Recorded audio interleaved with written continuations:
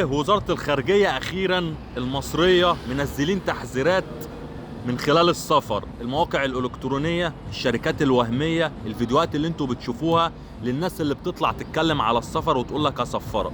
ولكن للاسف يا وزارة الخارجية المنشورات اللي نازله او المنشور اللي نازل ده مش كفايه خالص. المفروض يكون في حملات توعيه، المفروض يكون في مؤتمرات تحذر الشباب، المفروض الاعلام يكون ليه دور في الكلام ده، والمفروض باستمرار الموضوع ده، لان ما يعقلش ابدا ان واحد يكون طفحان الكوته ومدبر 150 ل 200 الف، والارقام بتوصل ل 300 الف جنيه مصري عشان يسافر ويروح الدوله اللي هو مسافرها، يترمي في الشارع ولا يلاقي شغل وفلوسه تروح عليه ولا يلاقي اي حاجه خالص. في ناس بتدفع ارقام عشان تسافر وتحصل على فرصة عمل. انتوا لو عملتوا حاجة تبع وزارة الخارجية، الناس ما عندهاش مشكلة ان هي تدفع، ولكن يسافر على شغل وفرصة عمل حقيقية.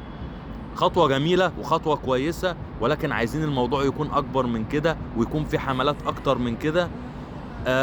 وربنا يحفظ كل مغترب. وفي دور على فكرة للشباب، يعني اللي هو انتوا ما تجروش ورا الناس اللي انتوا بتشوفوها بتعمل فيديوهات، وما تجروش ورا اي مكتب وهمي، عشان قسما بالله قسما بالله 95% منهم بيكونوا نصابين وانت الضحية. شابوه وزارة الخارجية، ويا ريت يكون في حملات اكتر من كده تاني، وربنا يحفظ مصر ويرجع كل مغترب لاهله بالسلامة.